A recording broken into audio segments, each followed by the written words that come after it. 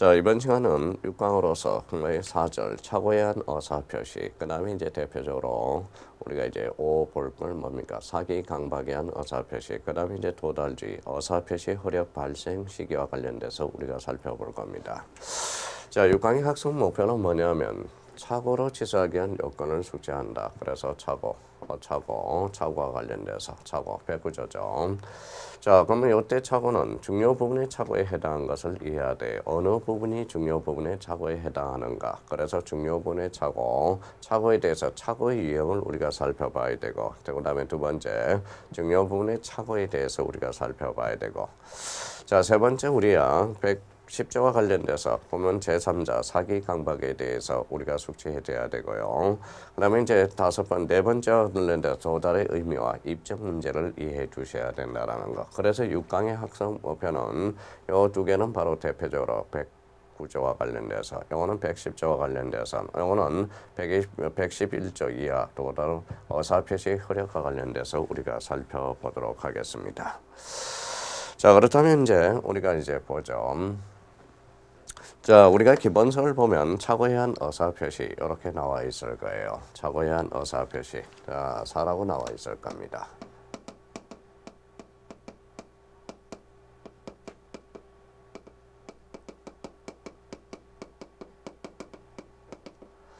자, 착오에 한 어사표시는 대표적으로 뭐예요? 바로 109조와 관련돼서. 109조와 관련돼서 우리가 이제 비정상적 어사표시의 세 번째가 되는 거죠.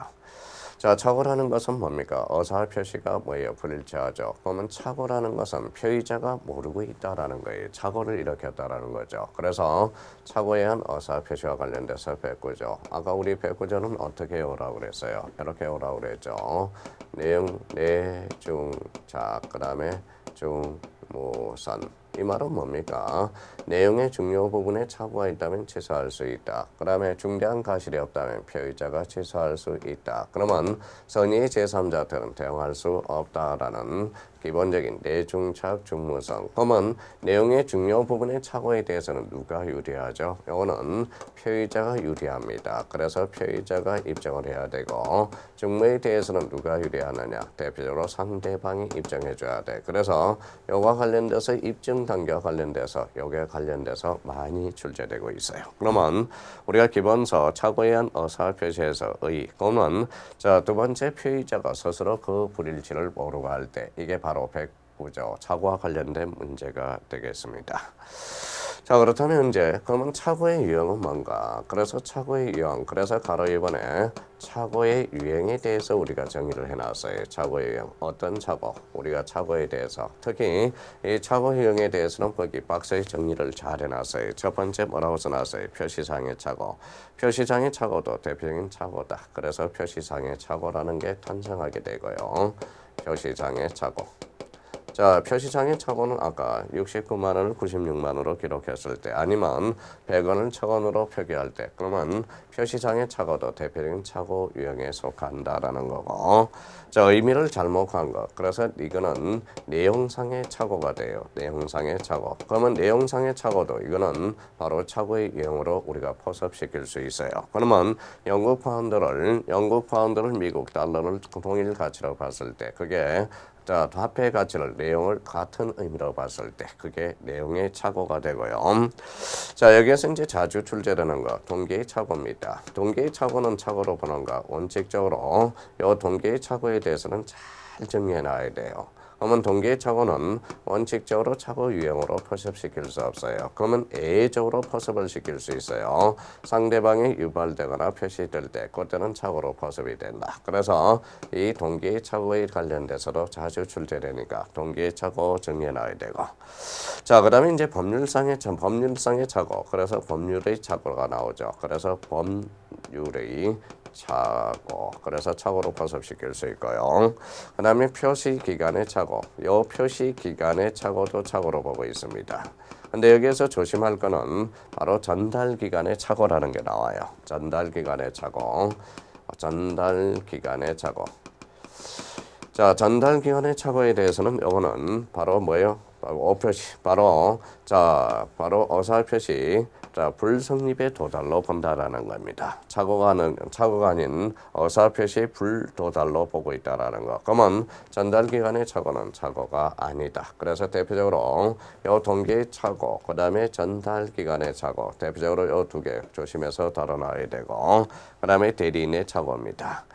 자, 대리인이 착오를 일으켜 상대방과 매매 계약한 경우, 이때는 대리인의 착오인지 본인의 착오는 아니다. 그래서 여기 이제 의미로 나와 있고요. 그러면 착오 유형에 대해서 대표적으로 표시상의 착오, 내용상의 착오, 동기의 착오, 법률의 착오, 표시기간의 착오, 전달기간의 착오, 대리인의 착오에서 이 등기의 착오와 전달기간의 착오, 이 두 개는 다시 한번 우리가 보셔야 됩니다.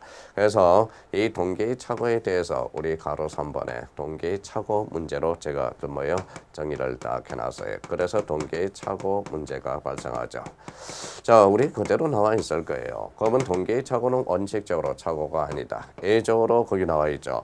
다소절과 판례는 동기는 의사표시 내용은 되지 아니하고 다만 내심적 효과 의사를 결정한 이유에 불과하므로 원칙적으로 착오에 해당하지 아니하나 동기가 거기서부터 포인트예요. 동기가 표시된 경우에 착오로 취급되고 있다. 판례는 더 나아가 동기가 상대방에 의해서 유발되거나 제공된 경우에는 표시 여부를 묻지 않고 취소할 수 있다고 하며 그러나 동기를 의사표시 내용으로 삼을 것을 표시하면 되고 동기를 의사표시 내용으로 삼기로 상대방과 합의까지 요하는 것은 아니라고 한다. 그래서 동기의 착오의 문제와 관련돼서 이거는 아주 중요한 포인트를 잡고 있다라는 거. 그 의미 정도는 다시 한번 잡아두셔야 됩니다. 자, 이번에 뭐라고 써놨어요? 착오로 인한 의사표시 효과라고 써놨죠. 대표적인 효과가 되는 거네. 효과와 관련돼서는 아까 뭐라고 그랬어요? 그래서 백구조와 관련돼서 계속 나오고 있죠. 그래서 내중착 중무선. 그러면 1학년은 의사표시 법률행위 내용의 중요 부분에 착오가 있을 때 취소할 수 있다. 그러나 그 착오가 피해자의 중대한 가실이 있을 때는 취소하지 못한다. 이 말은 반대해서 가면 피해자의 중대한 중가실이 없으면 이때는 취소할 수 있다. 그래서 아까 뭐예요? 이렇게 오더라고 그랬죠. 내용의 중요 부분의 착오는 취소할 수 있으나 피해자의 중대한 가실이 없다면 중가실이 없다면 피해자는 취소할 수 있다. 그러면 선의의 제3자한테는 대항할 수 있다. 그래서 그 표현 대표적으로 효과와 관련돼서 그렇게 의미를 잡아두시면 돼요.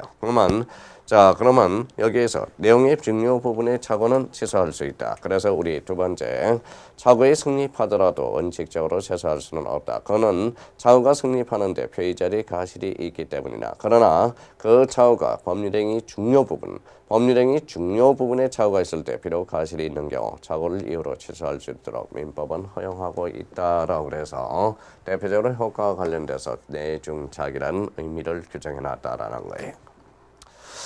자, 그렇다면 제3자에 대한 효력은 어떻게 될 건가? 아까 뭐라고 그랬어요? 선의 제3자한테는 대응하지 못한다. 그래서 이제 상대적 취소 사유가 되는 거죠. 그렇게 의미를 우리가 잡아오시면 되고요. 그러면 착오를 이유로 취소하게 한 요건 그러면 첫 번째. 자, 첫 번째는 뭐예요? 법률행위 내용의 중요 부분에 착오해야 된다.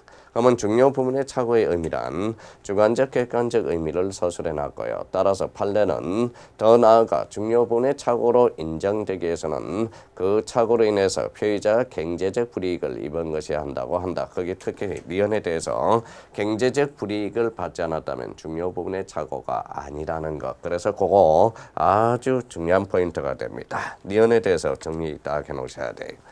그러면 판례는 어떤 착오가 법률행위 내용의 중요 부분의 착오인가의 여부는 주관적 객관적 표준을 조사 구체적 사정에 따라서 이를 가려하고 그 각 행위에 대해서 추상적 일률적으로 가릴 수 없다고 한다. 그래서 특히 니언과 디귿 중요 부분의 착오의 의미를 기본서에 딱 정리를 해놨어요. 그래서 우리 가로 1번에 그래 중요 부분의 착오의 의의와 관련돼서 기억, 니언, 디귿 꼭 한번 반복 숙지하셔야 됩니다.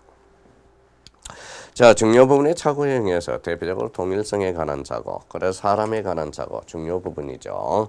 그래서 현실 매매와 같은 사람의 착오, 중요 부분의 착오가 아니다. 그래서 거기 밑줄 딱 끊어놓고요. 목적물의 동일성에 대한 착오입니다. 자, 법률행위 성질에 대한 착오. 우리 임대차를 사용대차로 연대보정을 일반보정으로 착오한 것은 중요 부분의 착오로서 대표적으로 취소할 수 있게 되는 거고요. 자, 중요 부분에 관한 판례 정리가 있어요. 그거는 우리가 쭉 한번 잡아놓고 특히 우리 중요 부분의 착오에 인정되는 거 거기 나와 있죠. 유형에 사람의 동일성에 대한 착오, 목적물 동일성에 대한 착오 똑같죠. 법률행위 성질에 관한 착오, 바로 성질상 착오. 그래 법률의 착오, 부동산의 양도가 있는 경우 그에 대해서 부과될 양도소득세, 양도소득세 등의 세액에 관한 착오가 미필적인 장래의 불확실한 사실에 관한 것이라도 민법 109조 서정의 착오에 제외되는 것은 아니다. 그래서 양도소득세 가로 6번. 자, 7번과 관련돼서 합의 당시 예상하지 못했다는 휴의증이 발생한 경우 이것도 중요 부분의 착오로 인정하고 있다라는 겁니다. 자, 그렇다면 중요 부분의 착오로 인정하지 않는 경우 목적물의 소유자에 관한 착오, 이게 바로 대표적으로 타인 소유의 부동산을 임대한 것이 임대차 계약을 해지할 사유는 될 수 없고 목적물이 반드시 임대인의 소유일 것을 특히 계약을 내용으로 삼은 경우라야 착오를 이유로 임차인이 임대차 계약을 취소할 수 있다. 그래서 목적물의 소유자에 관한 착오, 이거는 중요 부분의 착오로 보지 않아도. 그 다음에 가로 2번의 목적물의 시가 동그라미. 그 다음에 가로 3번 수량 부족으로서 대표적인 지적 부족으로서 매매 목적물에 대한 지분이 근소하게 부족한 경우 지적 부족. 고리 대금 업자인 줄 모르고 금전 소비 대차 계약을 한 경우 담보 대출에 대한 잔금 지급 계획에 관한 착오. 그 다음에 계약금을 받은 수표가 부don한 경우. 그 다음에 강제추행을 강간으로 착각한 경우 치료 비지급의 연대 보증에 있어서 운정성의 가실의 존재에 관한 착오. 그래서 이 중요 부분의 착오에 인정되지 않는 것, 이 유형에 대해서 대표적으로 시가, 지적 부족 이런 것들은 자주 출제되고 있습니다. 그 의미를 다시 한번 잡아둘 필요가 있고요. 자, 그렇다면 여기에서 대표적으로 그러면 우리 중대한 중요 부분의 착오에 대해서 우리가 살펴봤죠. 그래서 중요 부분의 착오에 대해서 우리가 이제 대표적으로 우리가 봤고, 그 다음에 여기 두 번째는 그러면 중대한 가실이 뭐냐? 그래서 중대한 가실이 뭐냐? 그래서 중대한 가실의 의미를 그래서 요 두 가지 의미. 자, 중요 부분의 착오가 뭐예요? 중대한 가실에 대해서. 그러면 중대한 가실이란 뭐냐? 그러면 피해자의 지급, 형의 종류, 이런 종류 목적에 비추어 일반적으로 베풀할 주의를 현저하게 하지 않는 것을 의미한다. 그래서 중대한 가실의 개념 정도는 한번 잡아둘 필요가 있어요. 그러면 아까 중대한 가실에 대해서 그러면 이 중대한 가실, 그러면 내중착과 관련돼서 누가 입증한다? 피의자가 입증하고, 자, 중대한 가실이 있으면 피의자가 취소할 수 없죠. 피의자가 취소할 수 없죠. 그때는 누가 유리한 적이다. 상대방이 유리하다. 그래서 그게 핵심 포인트는 우리 중대한 가실에 대해서 입증 책임은 누가 부담한다. 바로 상대방이 부담하게 됩니다. 이 말은 결론적으로 자, 그러면 피의자가 중대한 가실이 없다면 피의자는 뭐 할 수 있다. 취소할 수 있다. 이 말은 중대한 가실이 있다면 피의자는 취소할 수 없다. 그러면 중대한 가실을 입증할 부담하는 것은 누가 유리하느냐? 결론적으로는 상대방이 유리하다라는 거예요. 그래서 우리 상대방이 입증하게 돼 있다라는 거. 그래서 중대한 가실과 관련돼서 그렇게 의미를 인정해 두면 됩니다. 자, 그러면 대표적으로 중대한 가실에 대해서 인정한 판례들이 있고요. 예, 판례. 그러면 인정한 판례가 있고 중대한 가실이 인정되지 않는 판례들 인정되는 경우. 그러면 인정되지 아니한 경우를 요 기본서 3번에 대해서 제가 정리를 해놨어요. 그러면 중가실이 인정되지 않는 경우, 특히 고려청자를 알고 매수한 도자기가 진품이 아닌 것으로 밝혀진 경우, 개인 소장자인 매수인이 그 출자나 죄의 전문적 감정인의 감정 없이 매수한 점만으로 중과실이 인정되지 않는다. 매수인이 건물의 매매 계약 직후 건물이 건축선을 침범하여 건축된 사실을 알았으나 법률행위 전문가의 자문에 의해서 준공검사가 난 건물임으로써 행정소송을 통해 구청장의 철거 지시를 취소할 수 있다는 매도인의 말을 믿고 매매 계약을 해지하지 않은 채 대금을 지급한 경우 착오가 매수인의 중대한 가실에 기인한 것이라고 할 수는 없다. 요 판례. 자, 부동산 중개업자가 다른 점포를 매매 목적으로 잘못 소개하여 매수인이 매매 목적물에 관해서 착오를 일으킨 경우 매수인에게 중대한 과실이 없다라는 것. 그래서 중과실이 인정되지 않는 경우 대표적으로 기업 판례 제일 자주 출제되고요. 그래서 이 세 개 판례와 관련돼서는 우리가 반드시 확인을 해둘 필요가 있습니다. 자, 그러면 우리가 백구제의 적용 범위는 뭐냐? 바로 신분행위, 재산법상은 적용이지만 대표적으로 신분행위, 대표적으로 소송행위, 상법의 주식 인수에 있어서 착오는 적용되지 않는다라는 거죠. 그래서 그런 측면에서 착오를 본다면 우리가 뽕륜이 딱 들어올 겁니다. 그렇다면 착오에 의한 의사표시와 관련돼서 백구조 내중착 중무선 요거 한번 숙제해놓고 내용의 중요 부분의 착오는 표의자 중대한 과실에 대해서는 상대방이 입장하며 착오의 유형과 착오의 유형에서 대표적으로 동기의 착오와 그 다음에 전달 기간의 착오 요 두 개는 기억해 두시고 자, 그렇다면 이제 효과 중요 부분의 착오와 중대한 과실에 대해서 이 두 가지 측면에서 중요 부분의 착오에 해당되는 거와 해당하지 않는 거 다시 한번 꼭 정리를 해 두셔야 되고요.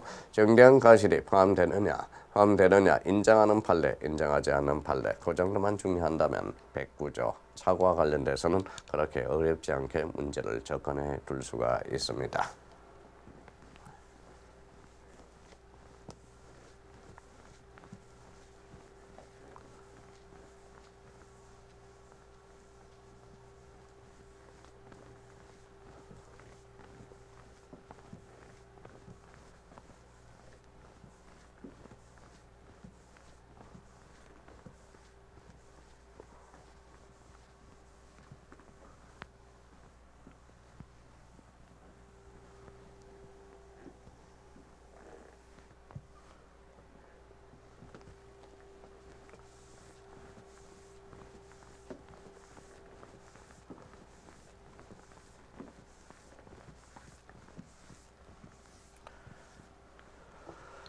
자, 그러면 이제 110조와 관련돼서 대표적으로 이제 오 하자 있는 어사 표시. 그래서 이제 오와 관련돼서 우리가 보자.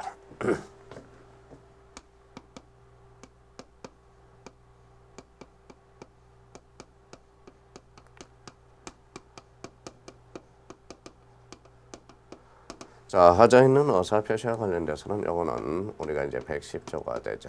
110조. 여기 이제 사기 강박에 대해서. 사기 강박. 우리 사기 강박과 관련돼서는 대표적으로 우리가 크게 이렇게 나누면 돼요. 사기 강박, 사강치선이라고 우리가 숙제에 넣으면 돼요. 사기 강박은 취소할 수 있다. 그러면 상대방은 선의의 제3자한테는 뭐다 대항할 수 없다. 그래서 사강치선. 그러면 여기에서는 대표적으로 이제 상대적 취소 사유가 발생하고 있다라는 거. 그래서 상대적 취소라는 게 발생하네요. 자, 그래서 이제 우리 하자 있는 어사 표시 110조 관련 전문가 관련돼서 사기 강박에 대한 어사 표시를 우리가 정리를 해놨습니다. 1항 사기나 강박에 의한 의사표시는 취소할 수 있다. 2항 상대방이 있는 의사표시에 관해서 제3자가 사기나 강박을 행한 경우 상대방이 그 사실을 알았거나 알 수 있는 경우에 한해서 의사표시를 취소할 수 있다. 그래서 특히 2항과 관련돼서 상대방이 사기 강박, 제3자의 사기 강박에 대해서 이 2항이 좀 나름대로 초보자들은 공부하기가 상당히 힘든 게 바로 2항이 됩니다. 자, 3항의 2항의 의사표시는 취소는 선의의 제3자에게 대항하지 못한다라는 거죠. 자, 그래서 이제 제3자와 관련돼서 하자 있는 의사표시와 관련돼서 서설, 그 서설 이렇게 이제 정리가 되어 있죠. 서설과 관련돼서 규정이 되어 있고, 자, 그래서 대표적으로 이제 두 번째 사기에 의한 의사표시, 그래서 사기에 의한 어사표시. 그럼 사기와 관련돼서 뭡니까? 자, 사기를 이렇게 써요. 사기는 사기자의 2단의 고의가 필요해요. 2단이. 그 사기에 의해서 내가 어사표시를 했을 때 그래서 사기자의 2단의 고의입니다. 그러면 사기에 대해서는 무슨 행위가 있어야 돼? 대표적으로 기망행위라는 게 있어야 되고 기망행위 자체가 위법이어야 됩니다. 그렇다면 또는 거기에 대해서 우리가 재산상의 하나의 행위를 해사표시를 대한 인과관계가 존재해야 돼. 그래서 기본서에는 요건과 관련돼서 이렇게 사기한 어사표시에 대한 일단 개념이 하나 나왔죠. 그래서 의라고 이렇게 규정을 해놨고요. 의. 그 다음에 두 번째 번째 요건과 관련돼서 요건 쭉 정리가 되어 있죠. 첫 번째 뭐라고 그랬어요? 사기자의 이단의 고의. 그 다음 두 번째 기망행위. 세 번째 기망행위가 입억한 것일까. 그 다음 네 번째 인과관계가 존재할까. 그러면 여기와 관련돼서 사기, 강박에 대해서도 똑같은 원리를 갖고 있다라는 겁니다. 그래서 자 그러면 강박에 대해서 우리 한번 강박의 의미. 그래서 3번의 강박의 언어 표시. 그러면 여기에서 의도 똑같아요. 사강박의 의. 그 다음에 요건. 여기에 대해서 사기 강박에 대한 어사 표시. 그래서 강박의 언어 표시로서 강박이 무엇이라는 개념을 우리가 한번 숙제에 넣을 필요가 있고요. 두 번째 대해서 요건이 대해서 요건이죠. 요건은 강박의 강박자와 뭐예요? 이단의 고의가 있어야 되고 그 다음에 강박행위가 있어야 되고 여기에 대해서 뭡니까? 바로 거기에 대한 강박행위가 입법할 것일까? 그 다음에 세 번째 인과관계가 존재해야 된다. 인과관계는 강박행위의 공포심과 의사표시의 관계는 인과관계가 반드시 있어야 돼. 그것이 주관적 존재한 것으로 충분하다라는 게 바로 인과관계의 존재가 나와 있어요. 그러면 효과에 대해서 상대방의 사기 강박. 그러면 상대방의 사기 또는 강박으로 인해서 의사표시의 한때 피해자는 언제든지 취소할 수 있다. 그래서 사강취라고 그러죠. 제3자의 사기 강박에서 상대방 없는 의사표시. 상대방이 없다면 보호할 상대방이 없죠. 그러면 언제든지 의사표시를 취소할 수 있다. 그러면 상대방 있는 의사표시는 제3자의 사기 또는 강박으로 상대방 있는 의사표시를 한 경우는 피해자는 원칙적으로 취소할 수 없다라는 거예요. 다만 의사표시 상대방이 제3자에 의한 사기나 강박의 사실을 알고 있거나 또는 알 수 있을 경우에 한해서 의사표시를 취소할 수 있으며 그 입증 책임은 누가 진다? 바로 표의제가 진다. 피해자가 유리하기 때문에 그렇죠. 그래서 제3자의 관계에서는 하자 있는 의사표시 취소 역시 선의 제3자에게 대항하지 못한다라는 거. 뭐 크게 우리 하자 있는 의사표시와 관련돼서는 그렇게 크게 의미는 없습니다. 그래서 우리 그렇게 의미를 잡아두면 되고요. 자, 6번이죠. 자, 우리 기본서 6번은 뭐라고 나와 있어요? 대표적으로 뭐예요? 의사표시 효력 발생이라고 제목이 달려 있습니다. 의사표시 효력 발생.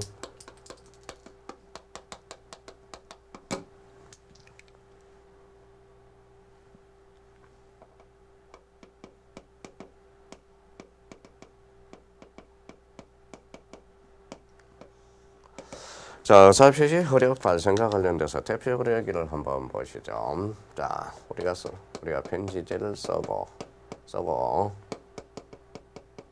자 붙이고 그 다음에 이제 뭐예요? 받고 있는다.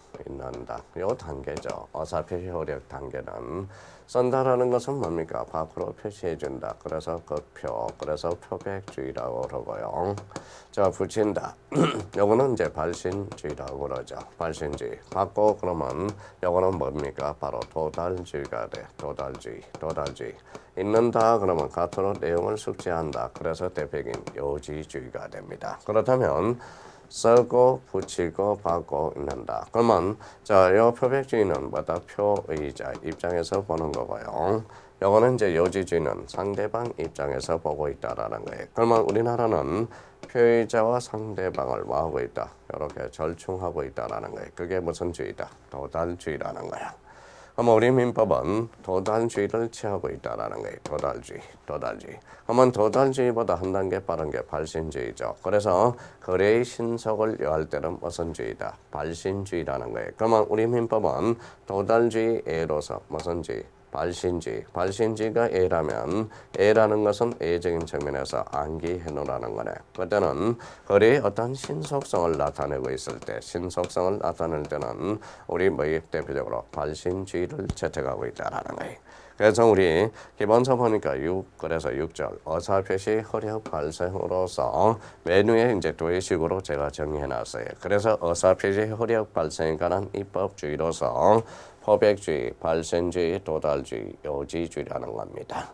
그러면 표백주의라는 것은 편지의 작성, 우체통 투입, 우편물 집에 배달, 개봉 후 읽음, 그래서 내용을 숙지한다. 이게 대표적인 요지주의가 되겠죠. 그렇다면 이거는 상대방 없는 단독행위. 그러면 상대방 없는 단독행위는 대표적인 뭐일까요? 표의자 입장에서 우리가 봐야 되겠죠.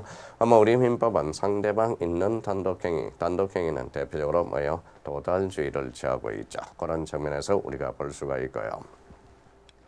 자, 여기 표의자랑 갑이라는 사람이 의사표시를 해서 의사표시를 쭉 갑니다. 근데 요 상대방이 바로 미성년자다. 그러면 미성년자라면 어떤 결론이 생기는가? 그러면 갑이라는 사람이 표의자 미성년자 을한테 주장을 할 수는 없다라는 거야. 왜? 미성년자는 제한 능력자라서 의사표시 무능력자가 되거든. 그럼 결론적으로 자 미성년자는 제한 능력자라서 의사표시 수령 무능력자가 된다라는 거예요. 그러면 결론적으로 그러면 갑은 미성년자 을한테 뭐예요? 의사표시가 도달했다고 주장할 수는 없어요. 그러면 미성년자가 갑한테는 주장할 수 있다 없다? 있다. 왜 그럴까요? 미성년자가 주장할 수 있는 것은 바로 사적 자치 원칙상 가능하다라는 게 의미가 전개되기 시작합니다. 그런 측면에서 우리가 보시면 될 것 같고요. 또 하나는 뭡니까? 갑이 의사표시 하자를 한 방 쐈어요. 그러면 하자를 한 방 쐈죠. 쭉 갑니다. 근데 의사표시는 날아가고 있죠. 그러면 갑이 피의자가 사망했더라도 이 피의자가 사망했더라도 하자는 계속적으로 날아가요. 그러면 의사표시에는 아무런 영향이 없다라는 조문 구조가 형성되고 있다라는 거. 그럼 결론적으로 자 피의자가 사망하더라도 의사표시에는 아무런 영향이 없다. 또 하나는 우리가 얘기를 보죠. 피의자가 이제 도달을 합니다. 여기 이제 간역입니다. 그런데 피의자가 하사를 한 방 쐈어요. 그러면 간역을 맞지 않고 다른 데 날아가서 그럼 불이익이라는 거네. 불이익.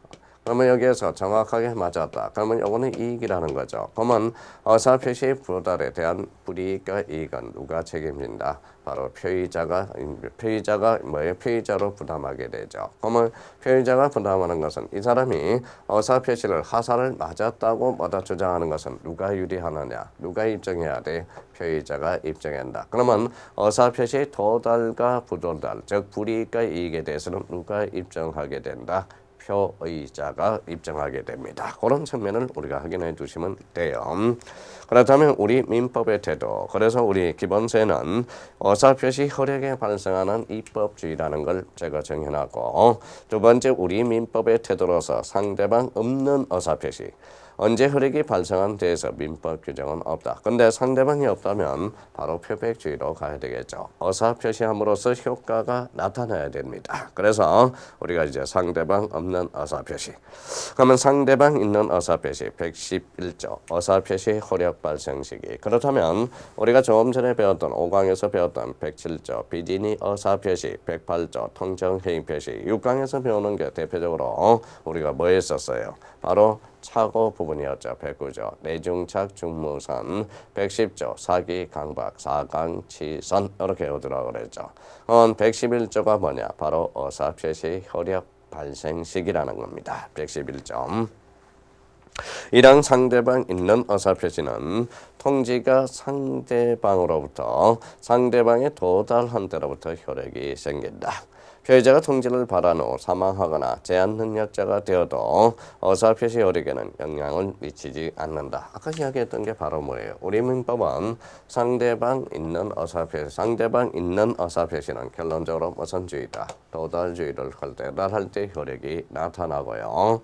또 하나는 피해자가 뭐예요? 자, 하사를 한 방 쏴더라도 사망하더라도 의사표시는 아무런 영향이 없다. 그러면 여기에 관련돼서는 111조 1항에 규정을 해놨고요. 요거와 관련돼서는 111조 뭐예요? 2항에 대해서 규정을 해놨죠. 2항에 대해서. 그래서 그런 의미입니다. 자, 우리 민법의 태도를 우리가 봤고요. 그러면 여기에서 이제 뭡니까? 꼭 숙지할 게 하나가 있어요. 뭐예요? 자, 도달주의에 대한 A가 무슨 주의? 발신주의. 이 발신주의와 관련돼서는 반드시 우리가 암기를 해놔야 돼요. 그래서 박스 문제로도 많이 출제되고 대표적으로 기본서 도달주의 A로서 발신주의를 채택할 것. 그러면 제한능력자의 상대방 최고에 대한 확답. 그래서 우리 상대방으로부터 빨리 벗어나고 싶다. 두 번째, 무건드린 상대방에 대한 최고의 확답, 빨리 벗어나고 싶다. 사은총의 소집 통지, 격지자 사이의 계약 승낙의 통지, 채무자의 채무 인수에 대한 승낙의 확답, 승낙 영착의 통지 의무, 상사거래, 상법에 대해서는 바로 발신주의를 제거하고 있죠. 그래서 요 7개, 1, 2, 3, 4, 5, 6, 7 요거에 대해서는 꼭 좀 우리가 암기를 해 두셔야 됩니다. 자, 도달주의 내용 또 나오기 시작하네요. 그래서 통지, 일단 통지. 자, 도달의 선행적 개념으로 통지가 있어야 동달이 되겠죠. 통지해야 도달이 있을 거 아니에요. 그러면 통지의 개념은 어떻게 보는가? 도달의 개념을 우리가 정확하게 우리가 숙지해야죠. 그래서 예컨대 거기 남편의 동의 없이 아내가 남편의 편지를 발송하는 것 같이 피의자의 동의 없는 제3자의 발송한 통지가 아니다. 이 경우는 도달의 효력이 없다라는 것, 그 의미를 대고요. 그 다음에 발신 후의 사정 변경. 아까 뭐라고 그랬어요? 자, 갑이라는 사람이 의사 표시를 하고 사정 변경이 생겼어요. 사망하더라도 의사 표시는 아무런 영향이 없다. 111조 2항과 관련돼서 발신 후의 사정 변경 유효하다라는 거네. 자, 그러면 이제 여기 봐봐요. 그러면 결론적으로 이 사람이 갑이라는 사람이 의사 표시를 철회하고 싶어. 그러면 언제 해야 돼요? 우리 도달 시점이 효력 시기면 도달 전에 해줘야 되겠죠. 도달 전에 이 도달 전에 의사 표시한 다음에 그때는 철회가 되겠죠. 그래서 의사 표시 철회 도달 전에 해줘야 돼요. 자, 의사 표시의 불도달 연착에 대해서는 누가 한다? 바로 피의자. 그래서 연착, 불도달 모두 피의자의 불이익으로 간다. 자, 입증책임과 관련돼서는 우리 불도달, 도달에 대해서는 누가 입증을 해야 돼? 그럼 도달을 주장한 자가 도달한 사실을 입증해야 되겠죠. 그래서 우리 입증과 관련해서 판례는 두 가지 측면에 있어요. 작년에 출제된 거죠. 내용 증명 우편이나 등기 우편을 발송하고 발송되지 않으면 도달되었던 시기에 도달된 것으로 간주하며 자, 발송 사실만 입증하면 된다. 그래서 돈 좀 조금만 더 쓰라고 그랬죠. 그래서 우리 내용 증명 우편, 등기 우편은 도달로 추정한다는 거예요. 그래서 우리가 내용 증명 우편과 바로 등기 우편 이런 거에 대해서는 우리가 잘 살펴보셔야 됩니다. 자, 그렇다면 이제 도달의 개념 이 자체가 자꾸 초보자들이 헷갈려요. 그러면 도달이라는 것은 개념은 뭘로 나왔느냐? 상대방의 지배권 내에 들어가 사회 통념상 일반적으로 유지할 수 있는 상태가 생겼다고 인정되는 것. 이게 바로 도달로 봅니다. 도달의 개념은 그 정도 의미를 바꿔주고. 자, 그 다음에 의사표시 상대방은 누구냐? 상대방은 뭡니까? 결론적으로 자, 수령권자가 되는 거죠. 근데 대표적으로 제한능력자는 수령 무능력자가 됩니다. 그래서 의사표시 불도달로 봅니다. 그래서 의사표시 수령 능력과 관련돼서 그렇게 이제 정의를 내려놨습니다. 그래서 그런 의미를 확인해 두시면 될 것 같고요. 자, 이번에는 111조에 대해서 112조 의사표시의 수령 능력. 의사표시 상대방이 이를 받을 때 제한능력자인 경우는 의사표시로 대항하지 못한다. 그러나 법정 대리인이 그 도달을 하는 이미 대리인이 아닙니다. 법정 대리인이 도달을 하는 경우는 그러하지 아니하다. 이렇게 112조와 관련돼서 규정이 있고요. 자, 4번에 의사표시의 공시송달이라는 게 있어. 그래서 110조 의사표시의 공시송달. 그래서 피의자가 가시없이 상대방을 알지 못하거나 상대방의 소재를 알지 못하는 경우는 의사표시는 민사소송법 공시송달의 규정에 의해서 송달할 수 있다. 그래서 대표적으로 113조와 관련돼서 그렇게 이제 정의가 되네요.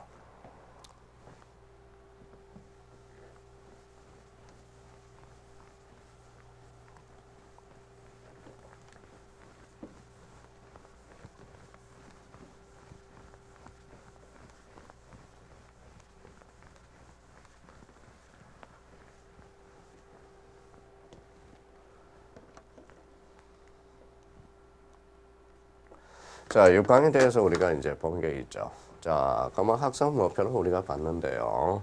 우리가 이제 대표적으로 뭐가 봤습니까? 여기에 대해서 우리가 세 가지 측면에서 우리가 봤죠.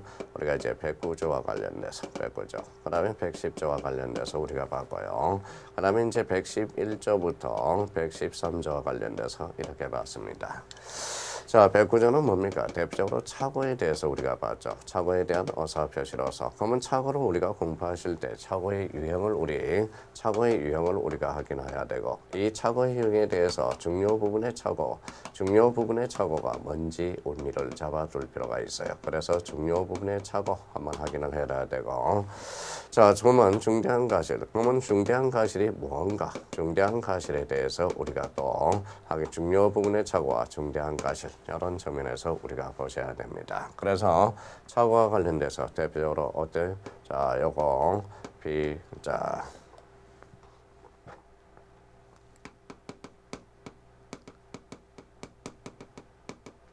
자, 중무선. 내용의 중요 부분의 착오는 취소할 수 있다. 중무라는 것은 뭡니까?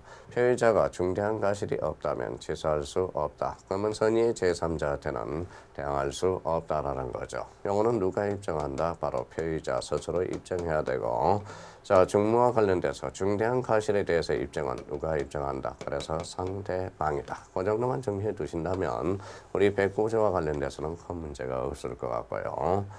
자, 110조와 관련돼서는 뭐예요? 이거는 대표적인 사강치선에 대해서 사강치선, 사기 강박은 취소할 수 있으나 선의의 제3자한테는 대항할 수 없다. 그래서 사강치선과 관련돼서 한번 숙지해두고, 그럼 111조부터 113조와 관련돼서는 대표적으로 뭡니까? 어사표시 효력 발생 시기와 관련돼서 규정이 되어 있었죠. 어사표시 효력 발생과 관련돼서. 자, 그래서 우리 민법은 뭡니까? 대표적으로 무슨 주의를 제거하고 있다? 도달주의를 제거하고 있어요. 그래서 도달주의. 여기에 대한 발신주의에 대한 예를 확인해 두고, 여기에 대해서 도달의 개념을 정확하게 한번 숙지해 두는 게 이게 바로 어사표시 효력과 관련돼서. 그래서 우리 착오에 대한 취소하기 위한 요건을 숙지해야 되고요. 중요 부분의 착오에 대해서 해당하는 것을 이해해야 된다는 것. 두 가지 측면.